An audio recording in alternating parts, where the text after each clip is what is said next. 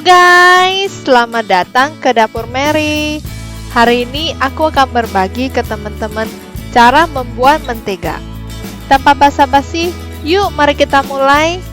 Pertama-tama, masukin krim kental ke dalam food processor. Teman-teman harus memakai krim kental yang mempunyai kandungan lemak paling dikit 35%. Kemudian nyalain food processor dan kocok krim kentalnya hingga terpisah.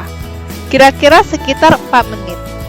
Setelah 4 menit, teman-teman bisa melihat padatan mentega kuning dan air susu. Saatnya kita tuangkan air es dingin ke dalamnya. Air es akan membantu memisahkan mentega dan air susu sepenuhnya. Teman-teman yang tidak mempunyai food processor juga bisa memakai hand mixer atau stand mixer. Setelah itu, tempatkan saringan di atas mangkok. Dan aku memakai kain cheese untuk mempermudah pemerasan menteganya. Dan tuangkan isi mixer. Air susu yang tersisa itu adalah buttermilk.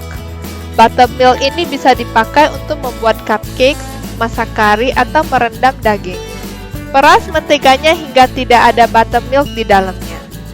Oh ya teman-teman, kalau teman-teman suka dengan video aku ini, jangan lupa pencet tombol subscribe, like, dan pencet tombol bell supaya teman-teman tidak kelewatan semua video baru aku. Teman-teman juga bisa follow aku di sosial media @dapurmary. Mentega siap untuk dipakai. Teman-teman boleh juga tambahkan sedikit garam atau tambahkan rasa ke dalam menteganya. Aku berharap teman-teman suka dengan video aku ini. Teman-teman bisa komen di bawah resep apa lagi yang pengen aku buat di next video. Thank you for watching. Bye guys.